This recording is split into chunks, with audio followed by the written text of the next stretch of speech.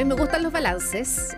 Es interesante cuando, en esta oportunidad el gobierno del presidente Gabriel Boric cumple mañana 3 años, le queda 1 todavía por delante, pero es interesante ir un poquitito hacia atrás y recordar esos primeros días cuando él llegó a La Moneda con una carpeta llena de ideas, llena de propuestas. ¿Qué ha pasado en los últimos 3 años? ¿Cuánto se ha cumplido? ¿Cuánto está avanzado? ¿Qué cosas están en cero? Porque hay incluso iniciativas que no han comenzado a discutirse. Bueno, son parte de las conversaciones que queremos tener aquí en el programa con Emilia García, directora de estudios de Idea País, porque ustedes, Emilia, han hecho un informe, el tercero ya, para ver la mirada respecto al cumplimiento de compromisos del Ejecutivo. Muy bienvenida. ¿Cómo estás? ¿Qué tal, Emilia? Buenas tardes. ¿Cómo están, Sebastián, Gabriela? Un gusto estar acá comentando nuestro tercer informe del seguimiento gubernamental de Idea País. Gracias por estar acá. 3 años ya, increíble. ¿Cómo pasa el tiempo? Es que es impresionante, sí, impresionante. Bueno, ya lo decíamos, un gobierno que llega con muchas ideas, con muchas propuestas. Ustedes incluso en este informe han detallado una por una, según los sectores, en seguridad, por ejemplo, en ambiente, entre otras cosas. Pero a este tercer reporte, me gustaría en primer lugar que es tu mirada del 1, 2 y del 3. ¿Se ha avanzado poco, mucho o están ahí medio estancados? Sí, bueno, nosotros, para explicarle un poco a quienes nos están escuchando cómo hacemos este reporte anual, nosotros lo que hacemos es tomar, por una parte, el programa de gobierno, en este caso de lo que fue Apruebo Dignidad, que contienen aproximadamente 570 iniciativas o compromisos en todas las áreas que uno podría imaginar, y también se hace un seguimiento, un monitoreo de las principales agendas que se han impulsado durante el gobierno, agenda de seguridad, agenda de reactivación económica, y nosotros también sacamos compromisos que contienen estas 9 agendas que nosotros monitoreamos. Entonces, en total, nosotros analizamos 870 iniciativas y el gran hallazgo es que, como ustedes contaban, el 37,7% de las iniciativas, tanto del programa de gobierno como de las agendas que se han incorporado después, han llegado a término o se han cumplido. Y lo más preocupante, diría yo, es que solamente el 30% del programa de gobierno, o sea, de la propuesta original del Frente Amplio, se ha cumplido. 30%. El 30%. Lo cual uno podría... No tenemos comparación porque esta es la primera vez que nosotros hacemos un seguimiento gubernamental. O sea, lo hemos hecho por estos 3 años, pero no lo hicimos en gobiernos anteriores. Entonces, con la misma metodología no podemos comparar, pero sí establece un manto de dudas si es que será posible cumplir en un año, sobre todo en un último año de gobierno, que todos sabemos que es un poco más lento en términos de gestión, porque está movido por la contingencia de un año electoral, si es que será posible cumplir el otro 60 y tanto por ciento. Es interesante la distinción que tú haces, Emilia, porque están las iniciativas con las que llegó Apruebo Dignidad al gobierno y están las otras que por la contingencia se van sumando a esta carpeta de proyectos. Te lo pregunto porque yo estaba revisando en una de las aristas que ustedes plantean en el estudio, Plan Nacional contra el Crimen Organizado. No iniciado, 0%. En proceso, 37,1%, en tramitación, 12,9%, terminado promulgado, un 50%. Y ahí uno dice, 0% no iniciado es una cifra destacable.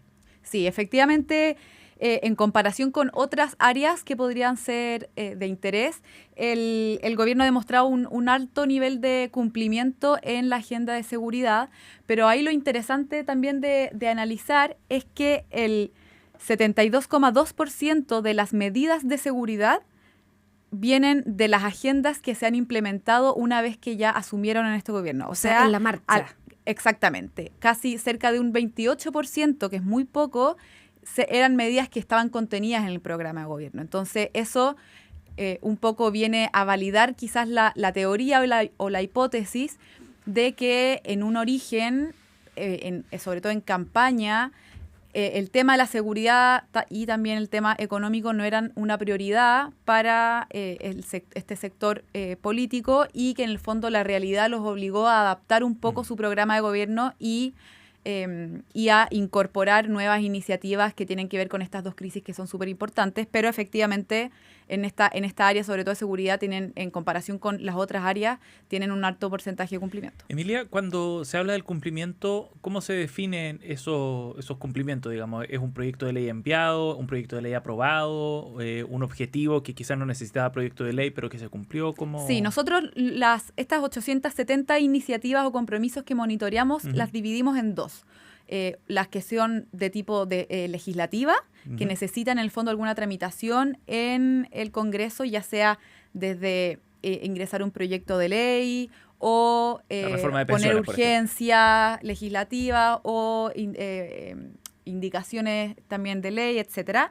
Y también están las iniciativas de gestión que tienen que ver solamente con cosas más administrativas que no requieren el paso por el Congreso. De acuerdo. Y en el fondo nosotros, para considerar que una iniciativa está o no iniciada o en proceso o terminada, que en el fondo son las tres categorías que existen, ahí nosotros íbamos a la esencia, en el fondo, del compromiso. Si es que el presidente en el programa de gobierno o cuando anuncia la agenda que sea, hablaba de, por ejemplo, impulsar tal o cual medida, en el área legislativa se considera que, por ejemplo, enviar un proyecto de ley, eso ya es impulsarlo, porque Perfecto. En el fondo no depende del gobierno si es que se aprueba o no, porque eso depende de la discusión del Congreso. Exactamente. Claro. Entonces, pero si en algún minuto él dijo que quería aprobar un proyecto de ley, entonces la iniciativa no está terminada a no ser que se haya aprobado en el Congreso. Y Emilia, y en ese contexto, en tu análisis, ¿consideras que el bajo cumplimiento de las medidas tiene que ver más bien con el giro político que dio el gobierno a partir del 4 de septiembre de 2022? Pierde el plebiscito, cambia el gabinete, la orientación definitivamente es otra y cobran énfasis o importancia temas que no estaban en la agenda, como tú decías antes. ¿O más bien es un problema de la capacidad política del gobierno de llevar adelante esos compromisos? Yo creo que se puede mezclar varios factores. Sin duda creo que hay un problema de gestión, de falta de cuadros técnicos que sepan administrar el Estado. Yo creo que malinterpretaron o quizás subestimaron la dificultad que tiene el ejercicio del poder. Pero también vimos, por ejemplo, que hay muchas iniciativas, sobre todo el programa de gobierno, que estaban muy amarradas, por ejemplo, al proceso constituyente, a la convención constitucional que fue rechazada después en septiembre. Entonces, todas las iniciativas, por ejemplo, de la refundación de Carabineros, estaba amarrada a eso, o en general casi toda la agenda de pueblos originarios también estaba muy amarrada a eso. Entonces, evidentemente también hay un giro político porque el hito político, que era la aprobación de la propuesta constituyente, dado que no se cumplió, no se pudieron materializar muchas iniciativas. Y lo último que yo creo importante y que creo que vale la pena reflexionar al respecto es sobre aquellas agendas que para el proyecto político del Frente Amplio, que está asociado al Ministerio de Cultura, al Ministerio de la Mujer, tiene muy bajo porcentaje de cumplimiento. ¿Ah, sí? Sí, en dos áreas que eran súper importantes para este gobierno, digamos, ¿no? Sí, sobre todo educación, por ejemplo. Además, claro. Educación, mujer, culturas, tienen un promedio más bajo. Y otras carteras que uno podría decir que quizás no eran tan relevantes para el proyecto político del Frente Amplio, como relaciones exteriores, como trabajo y previsión social, interior, etcétera, tienen mayor porcentaje. Entonces ahí uno ve que tuvieron que quizás dejar de lado ciertas agendas que para ellos era importante, y de hecho en un año electoral uno se pregunta entonces qué van a hacer este año. El foco, ¿dónde va a estar? ¿Dónde va a estar ese foco? Bueno, tú lo decías, estamos con Emilia García, directora de estudios de Idea País.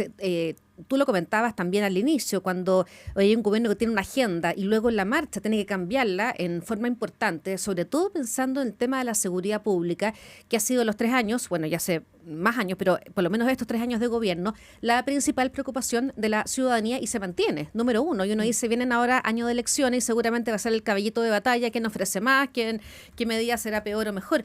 Este 30% al cual tú haces mención de logros del Ejecutivo, le queda un año. ¿Qué opciones hay o a qué porcentaje podría aspirar, pensando con los estudios que han hecho anteriormente?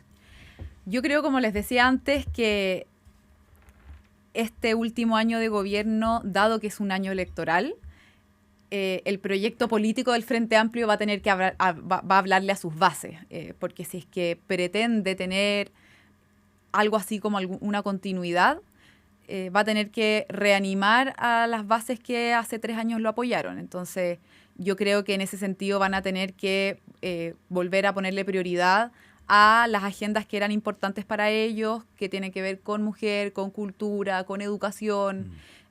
Y porque si no, en un año más nos vamos a estar preguntando cuál es el legado político que tiene este gobierno, y resulta que hasta ahora no lo tenemos tan claro, porque en otras agendas que son tan sentidas también por la ciudadanía, como vivienda, como salud, como, no sé, defensa u otro tipo, o desarrollo social, por ejemplo, que vivienda tienen muy baja porcentaje de cumplimiento. O sea, acá lo tengo anotado. En salud tienen de las iniciativas de salud que fueron comprometidas, solo el 17% las tienen cumplidas. En vivienda, que tenemos un déficit habitacional horrible, hay un 18%. Entonces, es que ese es un punto interesante, porque también habla de la complejidad de la gestión. Por ejemplo, en vivienda, el gobierno apuesta a que va a cumplir su meta de las viviendas que habían comprometido en el programa de gobierno. Pero eso es lo peligroso, pero cuando das un número. Claro, pero si logran ese número, quizás no cumplieron con otras 8 metas que se habían establecido en vivienda. Sí, pero por ejemplo, pero en si vivienda, logran construir esas 250.000 viviendas, es un logro en vivienda importante. comprometieron 65.000 viviendas anuales. Uh-huh. Y nosotros toda esta información, en el fondo, para hacer el monitoreo, lo hacíamos a través de comunicados de prensa que sean de público conocimiento del gobierno, o le pedimos insumos a Sexpress, etcétera. Y actualmente llevan de esas 65.000 viviendas anuales, llevan un 60% cumplido.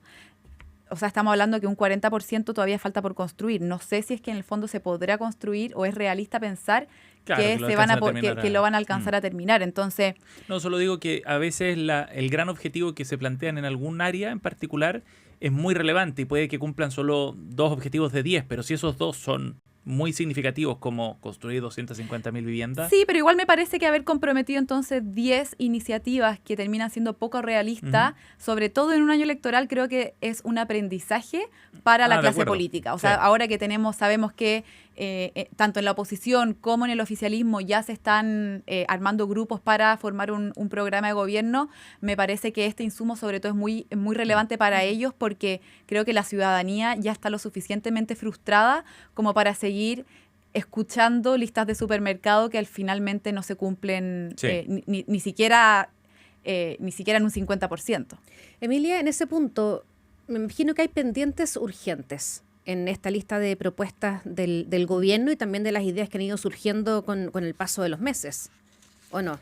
Sí, yo en estas 3 materias que yo les comentaba, que me parece preocupante, en vivienda, en desarrollo social y en salud, hay iniciativas que pueden ser muy sentidas, que están todavía o en proceso o no iniciadas. Bueno, ya les comentaba lo de las 65.000 viviendas anuales, pero también se prometieron aislar a 400.000 viviendas en Chile, y eso todavía está en proceso. No tenemos exactamente el porcentaje de cumplimiento hasta el minuto, pero es un compromiso importante. Tenemos una ley de violencia integral contra la niñez, que tampoco se ha materializado. Toda la agenda de pueblos originarios, que no solamente es importante para la nueva izquierda, sino que debiese ser una demanda transversal. Sala cuna universal, pero ahí sala cuna universal, postnatal masculino, se le prometió un salario mínimo a los cuidadores menores de 60 años. Entonces, creo que hay muchas iniciativas que son muy sentidas por la ciudadanía, y que uno podría hasta pensar que fueron quizás emblemáticas en campaña y que hoy no se han visto materializadas. A mí me sorprende mucho, por ejemplo, el tema de educación o de mujer, ¿no? La agenda en esos 2 temas, o cultura también, que eran asuntos como muy relevantes. Este gobierno, sin ir más lejos, y todos sus grandes liderazgos surgieron del movimiento educacional. Sin embargo, ahí hay un debe muy, muy grande. A mí me sorprende mucho que no se haya avanzado más en esos asuntos. Uno entiende que las prioridades del país fueron otras, en seguridad, economía, pero es bien significativo también de, hasta dónde puede llegar la voluntad, ¿no? Y los límites que tiene la voluntad de avanzar avanzar en y ciertos pensando, asuntos. por ejemplo, que el sábado acabamos de tener el 8M, el Día de la Mujer, y que yo quedé honestamente media sorprendida con el anuncio del gobierno. Yo hubiese esperado que, dado que era su último 8M importante, o sea, el próximo año van a seguir siendo gobierno, pero ya vamos a estar de salida. Claro. Entonces, a mí me llamó la atención el anuncio del presidente. Hoy en día está muy claro cuáles son las demandas de las mujeres y aún así decide hacer una reforma constitucional que poco impacto va a tener en el día a día en las mujeres comunes y corrientes. Sí. Nos queda un minutito, Emilia. Puntos positivos, puede ser la agenda laboral, 40 horas, sueldo mínimo.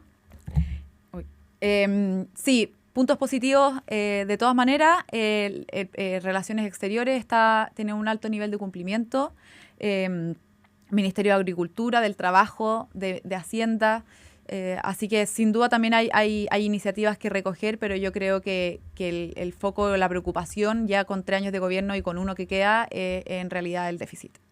Lo comentamos al inicio del programa, no fue un lunes normal, renuncia de ministra de Defensa, renuncia de jefe de asesores del segundo piso. ¿Una opinión al respecto? Yo creo sobre todo la renuncia de la ministra Maya Fernández, en el fondo viene a dar cuenta de que al menos había algo de inconstitucionalidad en la compraventa que se intentó realizar a fines del año pasado. Y su salida ahora, en el fondo, lo comprueba. Y con respecto a la salida de Crispi, el gobierno se queda, o sea, ahora que le queda un año de gobierno, se queda con una cabeza menos importante, era la cabeza del segundo piso. Yo creo que su salida viene tarde. Estiró mucho el chicle. Crispi viene dejando una estela de polémica hace bastante tiempo. Agradezco que haya salido, pero creo que viene muy tarde. Y en general esa ha sido la tónica de este gobierno frente a las polémicas, que les cuesta reaccionar sacando a las personas que son responsables y terminan cortando por el hilo más fino. Y la sensación general, ¿no? Respecto a Crispi en particular, la situación es así insostenible hace un buen rato, pareciera. Gracias por haber venido, Emilia García, directora de estudios de Idea País, junto a nosotros. Gracias por estar aquí, Emilia. Gracias a ustedes, que tengan buena tarde.